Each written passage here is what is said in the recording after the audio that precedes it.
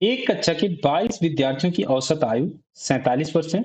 यदि शिक्षक की आयु भी इसमें शामिल कर ली जाए तो पूरे समूह की औसत आयु 48 वर्ष हो जाती है।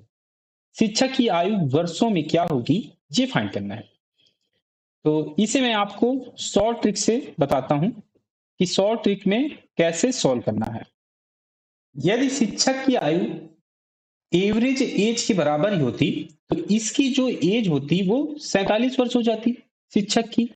लेकिन औसत आयु जो है वो 47 वर्ष से 48 वर्ष हो जाती है। तो मतलब कि एक साल सभी में बढ़ जाती है। वो बढ़ेगी किसके कारण? ये शिक्षक के कारण जो अब शामिल हो रहा है। तो शामिल हो रहा है तो कितने लोगों पे ये औसत बढ़ रहा है? 22 तो ये विद्यार्थी थे, एक ही शिक्षक और मिल गए तो 23 लोग हो गए। पहले आयु 47 वर्ष थी, अब 48 हो गई है। तो औसत आयु में अंतर कितना आ रहा है? एक एक वर्ष का। तो ये एक एक वर्ष का जो अंतर आ रहा है ये होगी शिक्षक की आयु के कारण। तो 23 गुणे एक, एक का अंतर था तो 23 टोटल विद्यार्थी, विद्यार्थी और शिक्षक हो जाएंगे तो 23 लोग ये, और एक का अंतर था तो एक का मल्टीप्लाई कर देंगे और जो पहले एवरेज था उसमें जोड़ देंगे। तो यही हो जाएगा इसका आंसर। अब इसे सॉल्व कर लो। तो 47 और ये 23, तो ये हो जाएगा 70। तो 70 साल शिक्षक की आयु हो जाएगी। ऑप्शन 3 करेक्ट हो जाएगा। 30, 13, 180 और 234 का एलसीएम क्या होगा, ये फाइंड करना है। तो इसकी मैं आसान से शॉर्ट ट्रिक बताता हूं आपको। शॉर्ट ट्रिक, एलसीएम, एलसीएम क्या होता है? वह छोटी से छोटी नंबर, वह छोटी से छोटी नंबर फाइंड करना है जो इन सभी नंबर से डिविजिबल हो। ये सभी नंबर से वो डिविजिबल होनी चाहिए। तो अगर आप ये नंबर देखें 30 और 180, तो इनके दोनों के लास्ट डिजिट जो है वो जीरो है, जीरो है। तो ये 30 से भी डिविजिबल होनी चाहिए, 180 से भी डिविजिबल होनी चाहिए। वो छोटी से छोटी नंबर, मान लेते हैं अगर एलसीएम x है तो ये x जो होना चाहिए वो 30 से भी डिविजिबल होना चाहिए और 180 से भी डिविजिबल होना चाहिए। और इसके दोनों के लास्ट डिजिट जो है वो जीरो है। तो जो x आएगा या कहें कि जो एलसीएम आएगा उसका भी लास्ट डिजिट जो होना चाहिए वो जीरो होना चाहिए। तभी वो पूरी की पूरी नंबर इन दोनों नंबर से डिविजिबल होगी। तो लास्ट में जीरो कौन से ऑप्शन में है? ये है ऑप्शन 2 में। और किसी में ऑप्शन होता तो हमको वो पूरा का पूरा एलसीएम निकालना पड़ता। लेकिन हम केवल डिविजिबिलिटी रूल से ही ऐसे क्वेश्चन सॉल्व कर सकते हैं। तो इसमें ऑप्शन 2 करेक्ट हो जाएगा। हमें एक्चुअल एलसीएम निकालने की जरूरत नहीं पड़ेगी। आप एलसीएम निकालेंगे तो भी यही आंसर करेक्ट होगा। पेट्रोल की कीमत प्रति लीटर 85% की वृद्धि होती है। इसकी खपत में कितने प्रतिशत की कमी की जानी चाहिए ताकि इस पर होने वाले खर्च केवल 11% ही बढ़े? ऐसे काफी क्वेश्चन आए हुए हैं तो इसकी भी आप ट्रिक याद कर लीजिएगा, या ट्रिक्स याद कर लीजिए या समझ लीजिए। पेट्रोल की कीमत 85% की वृद्धि होती है। तो पहले कुछ वैल्यू रही होगी, तो मान लेते हैं पेट्रोल की जो कीमत है वो 100 रुपए प्रति लीटर है। कीमत जो है वो है 100 रुपए प्रति लीटर। और खपत कितनी थी? खपत भी नहीं दिया हुआ है तो मान लेते हैं ये भी 100 है। कीमत 100 हो गई, खपत भी 100 हो गई। तो टोटल जो वैल्यू होगी, जो इस पर जो खर्च होगा वो हम निकाल सकते हैं दोनों को मल्टीप्लाई करके। लेकिन कह रहा है कि जब 85% की पेट्रोल की कीमत में वृद्धि होती है तो जो खर्च है वो केवल 11% ही बढ़ता है। तो पहले खर्च इतना था, इतना, इसमें अगर हम 11% और बढ़ा दें, 11% इसमें और बढ़ा दें तो अब जो खर्च होगा वो हम निकाल सकते हैं। तो 11% बढ़ाएं तो 100 में 11 बढ़ेगा तो 111, और परसेंट में है तो 100 से डिवाइड। तो अब टोटल जो खर्च होने वाला है वो इतना होने वाला है। अब पेट्रोल की कीमत कितनी हो जाती है? 85% बढ़ता है। तो पहले हमने 100 मानी थी तो 85% बढ़ जाएगा, तो 100 में 85 बढ़ेगा तो 185।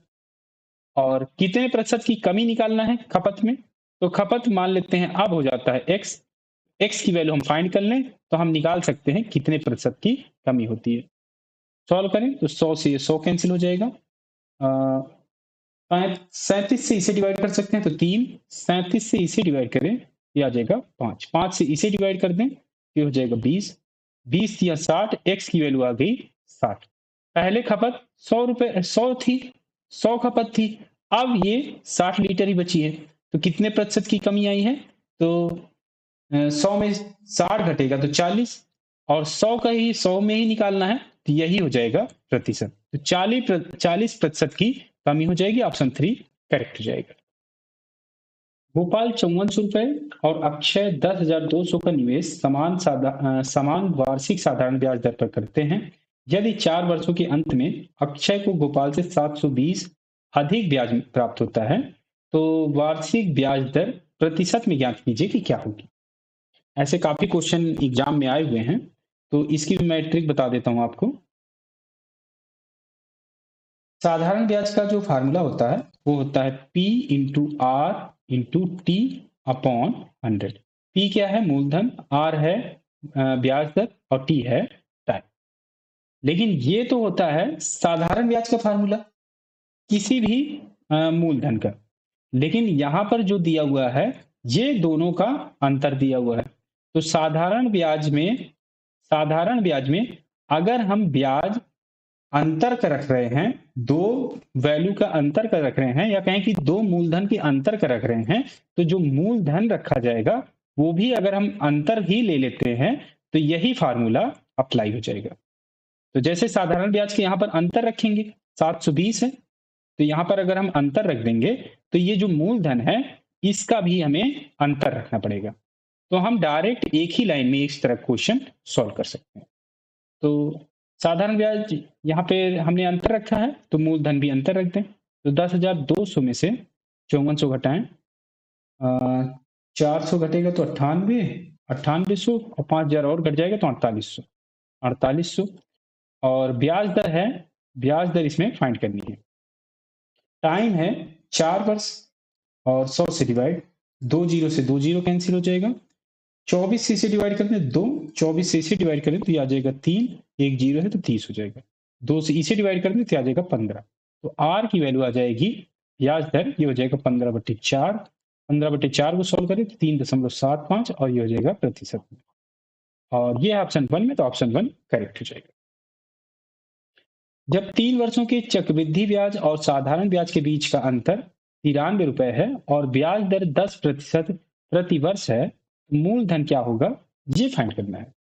तो 3 साल का अंतर दिया हुआ है तो इसका भी डायरेक्ट फार्मूला होता है, वो होता है जो भी डिफरेंस होगा ब्याज का, साधारण ब्याज और चक्रवृद्धि ब्याज का, ये हो जाएगा formula P into R square 300 plus R upon 100 का क्यूब। P है प्रिंसिपल मूलधन, R है ब्याज दर, और यहां भी R ये हो जाएगी ब्याज दर, D है डिफरेंस जो अंतर होगा इनके ब्याज का।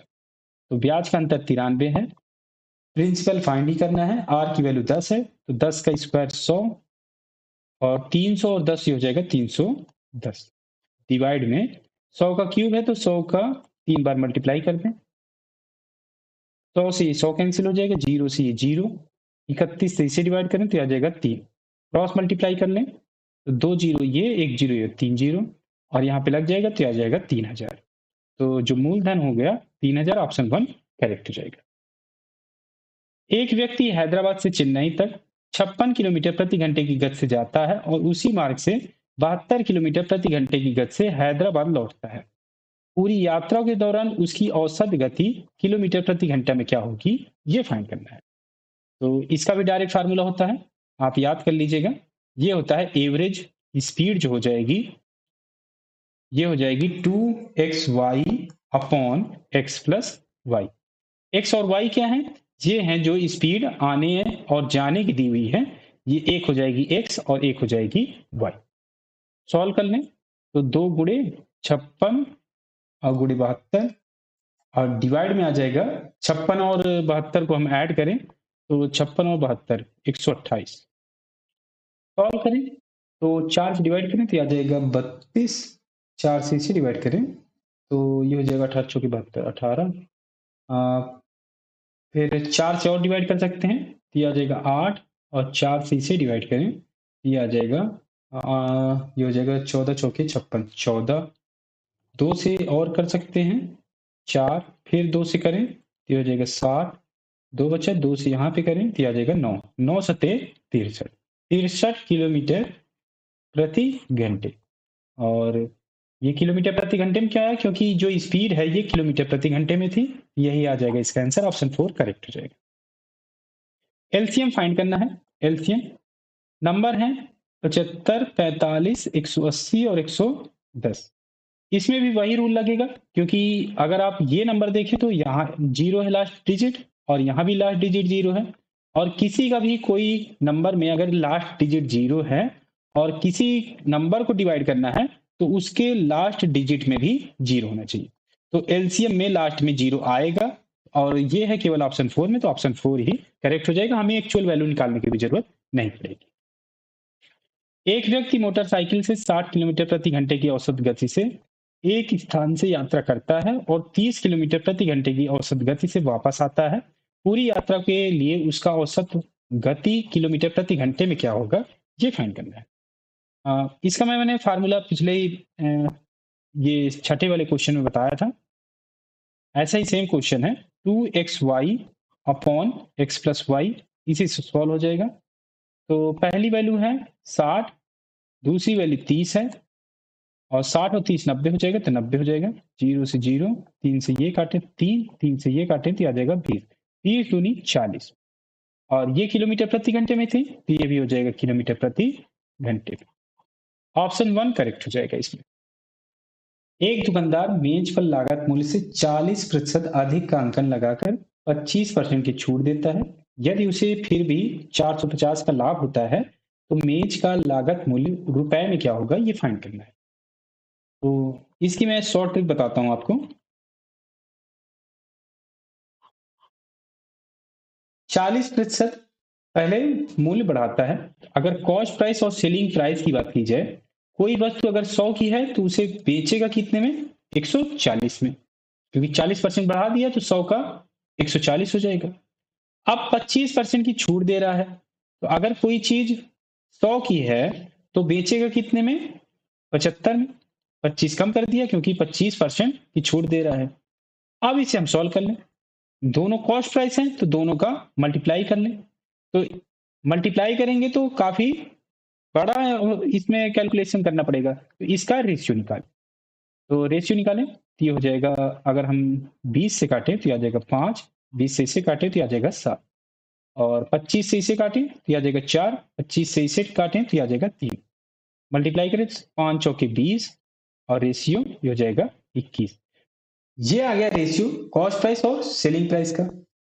और इसमें जो दिया हुआ था कि 450 रुपए का लाभ होता है। अगर 20 रेशियो में खरीदी जा रही है कोई चीज और 21 रेशियो में बेची जा रही है तो एक रेशियो का प्रॉफिट होगा, लाभ होगा, और इसकी वैल्यू जो दी हुई है ये दी हुई है 450 रुपए। और हमें वैल्यू क्या फाइंड करना है, लागत मूल्य। लागत मूल्य कॉस्ट प्राइस, कॉस्ट प्राइस है 20 रेशियो के बराबर, तो 20 रेशियो की वैल्यू निकाल लें, यही हो जाएगा इसका आंसर। तो 450 गुणे 20, तो 20, 45 दूनी 90, 9000 आ जाएगा इसका आंसर, और ये ऑप्शन 4 में, तो ऑप्शन 4 करेक्ट हो जाएगा। 7 सेंटीमीटर त्रिज्या वाले एक गोलाकार पात्र को रंगने के लिए 18,480 रुपए है। लागत जो है ये इतनी है। प्रति वर्ग सेंटीमीटर की रंगाई लागत क्या है, ये फाइंड करना है। तो रंगा जा रहा है गोलाकार पात्र को, तो, तो एरिया जो इसका सरफेस एरिया होगा वो हमें फाइंड करना पड़ेगा। जो इसका कुल पृष्ठीय क्षेत्रफल होगा वो फाइंड करना पड़ेगा, क्योंकि उसी पर तो रंगाई की जाएगी। तो जो गोलाकार पात्र है, या कहें कि जो स्फीयर है, उसका टोटल सरफेस एरिया हो जाएगा 4πr²। और रंगने की कीमत, जो लागत है इसका, जो कॉस्ट है वो निकाले कॉस्ट। तो एरिया, जो total area into rate, rate ही हमें इसमें फाइंड करना है। और एरिया निकलेगा सेंटीमीटर स्क्वायर में, क्योंकि ये जो वैल्यू दी हुई है ये सेंटीमीटर में दी हुई है त्रिज्या, तो इसकी वैल्यू निकाल लें। कॉस्ट यहाँ पे दिया हुआ है 18,480, तो यहाँ पे रख दें।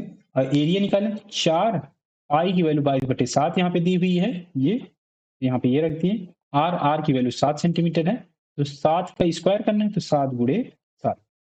और रेट मान लेते हैं ये है आर, तो 7 से 7 कैंसिल हो जाएगा, 4 से इसे डिवाइड करें तो 4 चौके 16, 24, 6 चौके 24 और ये 20 पंचे 20 चौको 80। 7 से और डिवाइड कर सकते हैं, 7 छंग 42, 6 और ये 7 छंग 42 जीरो। आज से आप डिवाइड कर लें तो आ जाएगा 30। आर की वैल्यू आ जाएगी, जो रेट हो जाएगा ये आ जाएगा 30, और ये हो जाएगा 30 रुपए प्रति सेंटीमीटर स्क्वायर। तो ये ऑप्शन 3 में, तो ऑप्शन 3 करेक्ट हो जाएगा। दो संख्याओं का एलसीएम और एचसीएफ क्रमशः दिया हुआ है 144 और 8 है। यदि उनमें से एक संख्या 16 है तो दूसरी संख्या ज्ञात कीजिए कि क्या होगी। तो इसका भी डायरेक्ट फार्मूला होता है एलसीएम इंटू एचसीएफ, ये इक्वल होता है पहला नंबर गुणे दूसरा नंबर। एक नंबर दिया हुआ है तो दूसरा नंबर हम निकाल सकते हैं। एलसीएम 144 है, एचसीएफ 8 है, पहला नंबर 16 दिया हुआ है तो दूसरा नंबर निकाल लें। मान लेते हैं ये बी ही रख लें। तो 16 नहीं है 144, 9 72, तो बी की वैल्यू आ जाएगी 72। ऑप्शन 3 करेक्ट हो जाएगा इसमें। वह संख्या ज्ञात कीजिए जिसका अनुपात जिसे अनुपात 43:91 के दोनों पदों से घटाया जाए ताकि अनुपात 3:7 बन जाए। तो दोनों पदों से घटाया जा रहा है, तो मान लेते हैं x घटाया जा रहा है यहां से भी और यहां से भी, तो ये कितना हो जाता है अनुपात 3:7 हो जाता है। आप इसे सॉल्व कर लें, एक ही अननोन है, आसानी से इसका आंसर निकाल सकते हैं। तो 7 से क्रॉस मल्टीप्लाई करें, 7 से यहाँ भी होगा, 3 से यहाँ हो जाएगा। तो 7 त्रिक 21, 2 7 चौके 28, 2 30 माइनस 7x, और ये हो जाएगा 3 एकम 3, 9 त्रिक 27 माइनस ये हो जाएगा 3x। माइनस में है ये इधर आएगा तो ये हो जाएगा 4x, और 273 इधर आएगा, ये बचेगा 28। तो x की वैल्यू यहाँ से आ जाएगा 7 चौके 28 7, x की वैल्यु 7 आ गई, और यही x इसमें फाइंड करना था, ऑप्शन 3 करेक्ट हो जाएगा। अशोक के पास 1612 थे, 1612 रुपए हैं, उन्होंने इसे अपने बेटों राज और वरुण में बांट दिया। राज और वरुण में बांटा जा रहा है, वरुण में। उन्हें 8% वार्षिक चक्रवृद्धि ब्याज पर निवेश करने को कहा गया। जो इंटरेस्ट रेट दिया हुआ है ये दिया हुआ 8%। देखा गया कि राज और वरुण को क्रमशः 14 और 15 वर्षों के बाद समान राशि प्राप्त हुई। तो राज 14 साल के लिए इन्वेस्ट करेगा और वरुण 15 साल के लिए इन्वेस्ट करेगा। अशोक ने राज को कितनी राशि दी है ये फाइंड करना है। तो राज का फाइंड करना है, तो मान लेते हैं इसका x है, अगर इसका x है तो इसमें से घटा देंगे तो वरुण का फाइंड हो जाएगा। तो 1612 माइनस x हो जाएगा वरुण का। और जो ये इन्वेस्ट कर रहे हैं ये चक्रवृद्धि ब्याज पर इन्वेस्ट कर रहे हैं, तो जो राशि होगी 14 और 15 साल के बाद ये राशि बराबर होगी। तो टोटल अमाउंट का फार्मूला होता है चक्रवृद्धि ब्याज का, ये होता है प्रिंसिपल मूलधन गुणे 1+r डिवाइड में 100 और पावर में t होता है समय। तो टोटल अमाउंट दोनों का सेम है, तो दोनों के लिए हम वैल्यू निकाल लें। तो अगर पहले राज का निकालें तो राज की जो मूलधन है वो x है, और ये हो जाएगा 1+r, r की वैल्यू 8 है तो 8/100, और टाइम इसे लग रहा है 14 साल तो 14, और यही अमाउंट किसके साथ इक्वल होगी, वरुण के साथ 15 साल बाद।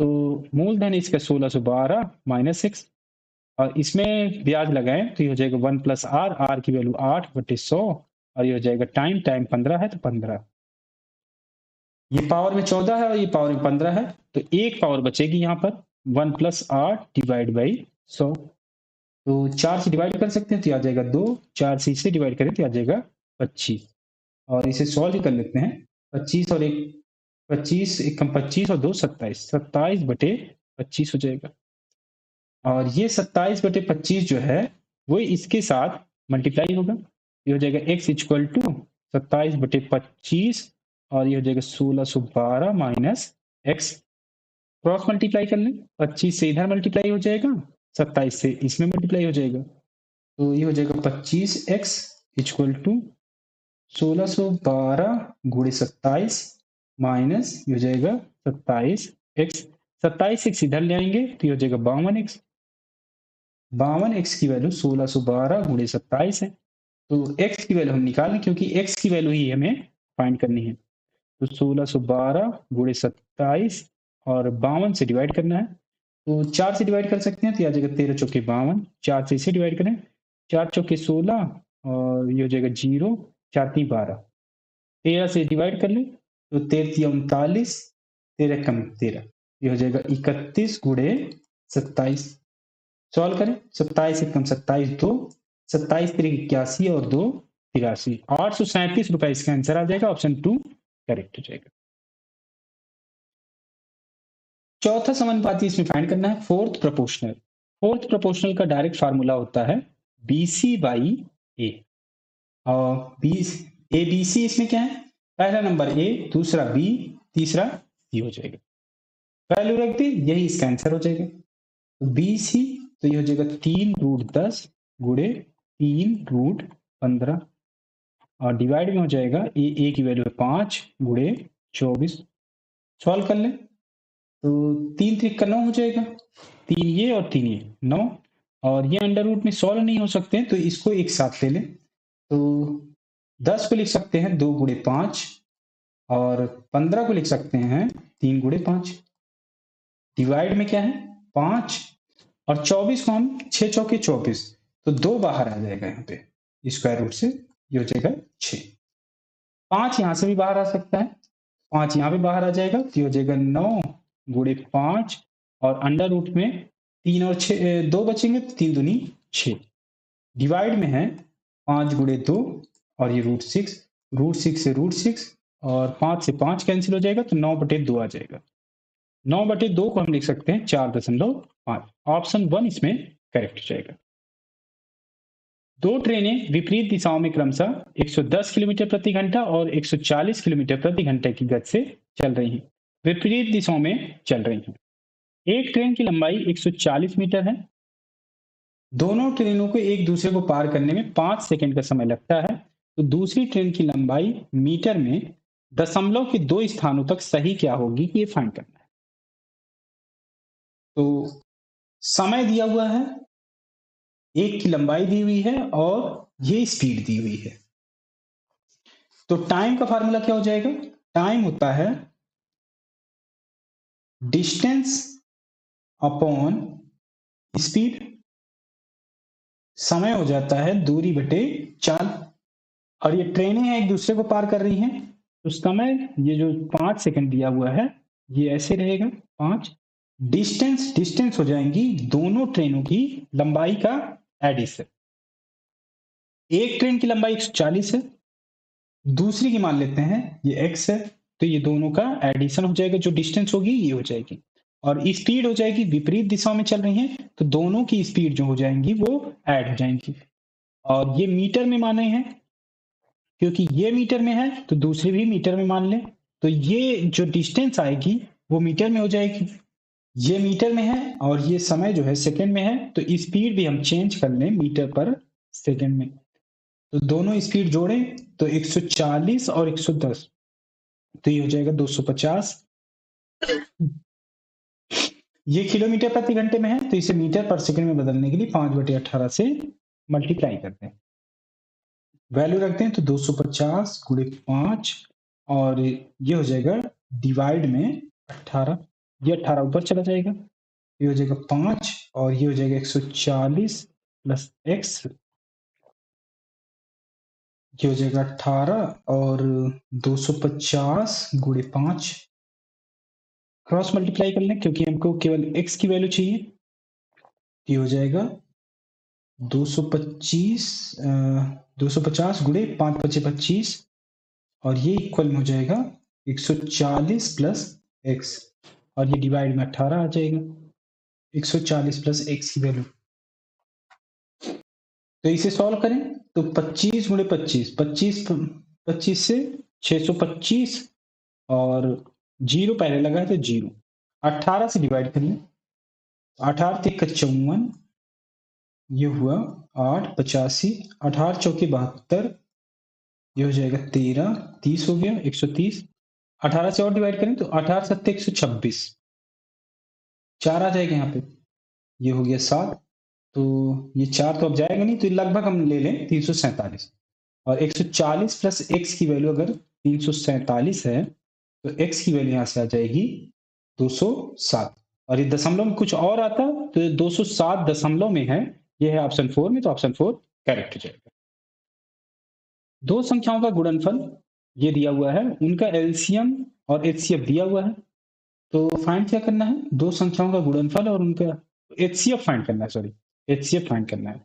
तो संख्याओं का मल्टीप्लिकेशन दिया हुआ है, मल्टीप्लिकेशन होता है गुणनफल दिया हुआ है यहाँ पे, एचसीएफ फाइंड करना है, तो गुणनफल जो होता है, जो ये दिया हुआ है 1,48,176, ये इक्वल हो जाएगा एलसीएम इंटू एचसीएफ के।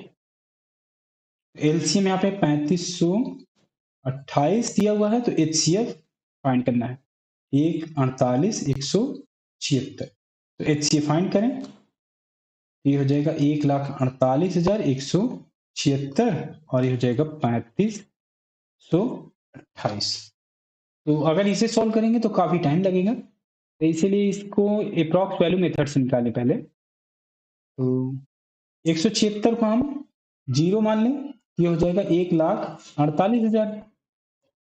यहाँ पर 176 एलिमिनेट किया है, और इसे भी अगर हम 28 को भी 0 मान लें तो लगभग वैल्यू आएगी 2 0 से 2 0, 35 चौके 140, तो 40 से भी थोड़ा सा वैल्यू ज्यादा आएगी, 40 से थोड़ा सा वैल्यू ज्यादा आएगी, और 40 से थोड़ा सा वैल्यू ये है ऑप्शन 1 में, तो ऑप्शन 1 करेक्ट हो जाएगा। हमें एग्जैक्ट वैल्यू निकालने की भी जरूरत इसमें नहीं पड़ेगी, क्योंकि अगर आप इसे सॉल्व करेंगे तो आपको इसमें टाइम लगेगा, आप सॉल्व भी करके देखेंगे तो तब भी ये 42 ही आएगा इसका आंसर।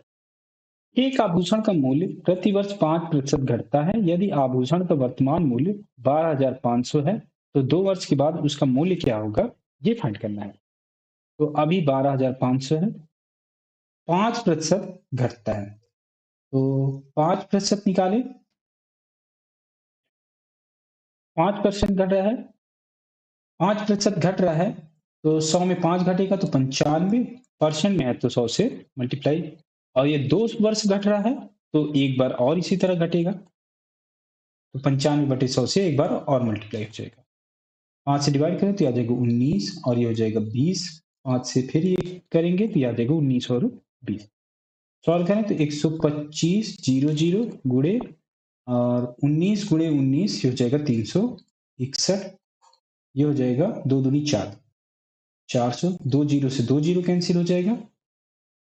अगर इसे सॉल्व करेंगे तो 125 गुणे 361 करना पड़ेगा, तो 125 को अगर हम 1000 बना दें तो 8 से ऊपर मल्टीप्लाई करना पड़ेगा, तो 8 से नीचे भी मल्टीप्लाई करना पड़ेगा, ये हो जाएगा 1000, और 361 में मल्टीप्लाई हो जाएगा, ये हो जाएगा 361, और 3 जीरो लग जाएगा, और यहाँ पे 4 पहले था, 8 से और मल्टीप्लाई करना पड़ेगा, तो 8 चौके 32, तो सॉल्व कर लें, 32 से डिवाइड करें, 361 ट्रिपल जीरो को एक बार जाएगा 32, यहाँ बचा 41, फिर एक बार जाएगा तो हो जाएगा 32, यहाँ बचा 9, और फिर अब जीरो उतरेगा, तो 32 दूनी 64, 64, ये हो जाएगा 6, ये 26, फिर जीरो उतरेगा तो 8 बार जाएगा, तो 8 से मल्टीप्लाई करें तो 8 दूनी 16, 1, 8 एक 24, एक 25, ये हो जाएगा 4, और ये आ जाएगा जीरो, एक बार और जाएगा तो ये हो जाएगा 32, तो लगभग जो वैल्यू आएगी 11,281, और ये ऑप्शन 4 में, तो ऑप्शन 4 करेक्ट हो जाएगा।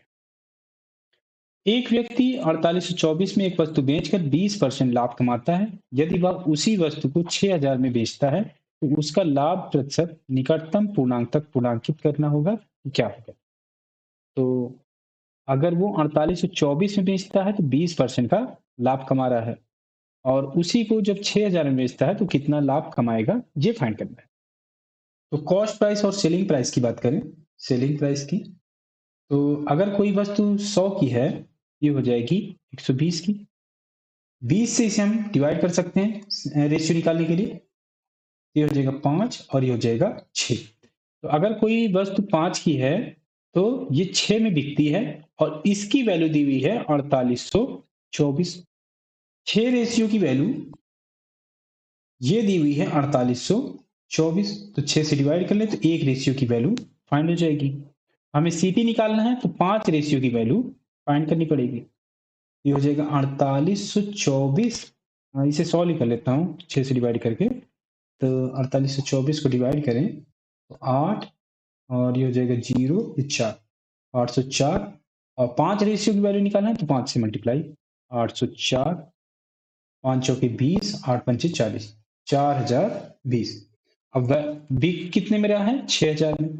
परसेंटेज प्रॉफिट क्या होगा? Selling price minus cost price, क्योंकि ये कॉस्ट प्राइस आ गया, कॉस्ट प्राइस। तो इसमें घटाएं हो जाएगा 1980 और डिवाइड करना पड़ेगा, ये कॉस्ट प्राइस है तो 4020। ये 20 ना होता तो हम आसानी से सॉल्व कर लेते। तो इसे भी अप्रॉक्स वैल्यू से निकाल लें। परसेंट में निकालना है तो 100 से मल्टीप्लाई। तो 1980 और ये हो जाएगा 4000, ये हो जाएगा 100 से मल्टीप्लाई। 1 0 से 1 0, 2 0 और 4 से डिवाइड कर लें तो ये हो जाएगा 4 चौके 16। अब बचे यहाँ पे 38, 9 चौके 36, 49 आएगा। तो 49 में वैल्यू जो है वो है ऑप्शन 1 में, तो ऑप्शन 1 करेक्ट हो जाएगा। कंचन ने 153 कुर्सियां बेची और उसे 78 कुर्सियों के विक्रय मूल्य के बराबर लाभ हुआ। उसका लाभ प्रतिशत क्या है, ये फाइंड करना है। तो जो सेलिंग प्राइस है उसे एसपी से और कॉस्ट प्राइस को सीपी से लिखना। तो 153 कुर्सियां बेची गई हैं, तो 153 सेलिंग प्राइस की वैल्यू किसके बराबर होगी? कॉस्ट प्राइस 153 का निकालना है तो 153 कुर्सियों के कॉस्ट प्राइस और प्लस, क्योंकि सेलिंग प्राइस निकालना है तो इसमें ये जो लाभ है ये 78 कुर्सियों के विक्रय मूल्य के बराबर लाभ हो रहा है, तो इसमें ये लाभ हम जोड़ दें। तो 78 कुर्सियों के विक्रय मूल्य एसपी माना है तो एसपी रख दें। अब इसे हम सॉल्व कर लें तो 78 इधर आएगा, 153 में घटेगा तो आ जाएगा 75 एसपी, ये हो जाएगा 153 सीपी के। और सॉल्व करें तो एसपी और सीपी का अगर हम रेशियो निकाल लें ये हो जाएगा 153 और ये हो जाएगा 75। डिवाइड कर सकते हैं 3 से, ये हो जाएगा 5 ये 15 और 3 कम 3, ये हो जाएगा 25 ये 75, ये हो जाएगा 51/25। कॉस्ट प्राइस अगर 25 रुपए है तो सेलिंग प्राइस जो होगी वो 51 होगी। तो परसेंटेज प्रॉफिट निकाल सकते हैं। कॉस्ट प्राइस 25 है और 51 में बेचा जा रहा है। एसपी अगर 51 है तो 51 में से 25 जाएगा 26 और एसपी यहाँ पे सीपी 25 है, दिया जाएगा 25। परसेंट में निकालना है तो 100 से मल्टीप्लाई। ये सॉल्व करें तो 25 से कटेगा 4 और ये हो जाएगा 26 चौके 104। 104% इसका आंसर आ जाएगा, ऑप्शन 1 करेक्ट हो जाएगा। राम, रवि और रीना एक काम को क्रमशः 16, 20 और 24 दिनों में पूरा कर सकते हैं। तो राम, रवि और रीना कितने कितने दिन में कर रहे हैं? 16 दिन, 20 दिन और 24 दिन में। टोटल वर्क निकालने, काम निकालने, तो इन तीनों का एलसीएम ले लें। एलसीएम निकालें टोटल वर्क निकालने के लिए। 16, 20 तो ये हो जाएगा 16, 16 पंचे 80 और 24 इसमें और कवर कर लें तो 8 तिक 24, 240, 240 टोटल वर्क हो जाएगा, टोटल वर्क। और एक दिन का काम निकालें, यही हो जाएगी इसकी इफिशियंसी। 16 से डिवाइड करें तो आ जाएगा 15, तो एक दिन में राम करेगा 15। 20 से डिवाइड करें तो रवि करेगा एक दिन में 12 काम। रीना का निकालें तो 24 से डिवाइड करें तो आ जाएगा 10। उन्होंने साथ मिलकर काम शुरू किया, लेकिन रवि ने काम पूरा होने से 5 दिन पहले काम छोड़ दिया। उन्होंने मिलकर काम को कितने समय में पूरा किया है, ये फाइंड करना है। टोटल वर्क इतना ही है।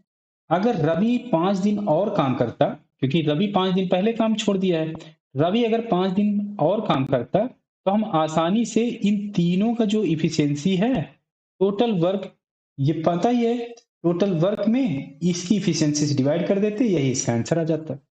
लेकिन ये 5 दिन पहले काम छोड़ दिया है, तो ये काम जो ये करता 5 दिन तक, इसमें अगर हम और जोड़ दें तो ये टोटल वर्क फाइंड हो जाएगा जब ये तीनों काम करेंगे, क्योंकि 7 काम करना है तो तीनों का इकट्ठे का निकालें। तो अगर एक दिन का अगर हम इफिशियंसी निकालें, 1 डे इफिशियंसी तीनों की, 15 और 12 27 और 10 37 आ जाएगी एक दिन की। और ये जो 5 दिन पहले काम छोड़ा है, इसका काम और इसमें जोड़ दें तो टोटल वर्क आ जाएगा, जिससे हम आसानी से डिवाइड कर सकते हैं। तो 5 दिन का काम निकालें तो रवि जो है एक दिन में 12 काम करता है, तो 12 पंचे 60 काम इसमें और जोड़ दें, ये हो जाएगा टोटल 300। टोटल 300 को हम 37 से डायरेक्ट डिवाइड करके इतना ही दिन आ जाएगा। तो इसे सॉल्व करें, तो सॉल्व करें तो 37 तो लास्ट में बचेगा ही बचेगा। ऑप्शन में देखें तो यहाँ पे 37 और यहाँ पे 37 है, लेकिन यहाँ पे 11 है और ये 8 है। और 300 को अगर हम 37 से डिवाइड करेंगे तो ये हमेशा 10 से ही छोटी वैल्यू आएगी, और ये 10 से छोटी वैल्यू ऑप्शन 3 में है, तो ऑप्शन 3 करेक्ट हो जाएगी। हमें एग्जैक्ट वैल्यू निकालने की भी जरूरत इसमें नहीं पड़ेगी। तो इसमें आए हुए सभी क्वेश्चन मैंने आपको करा दिए हैं इस पेपर में।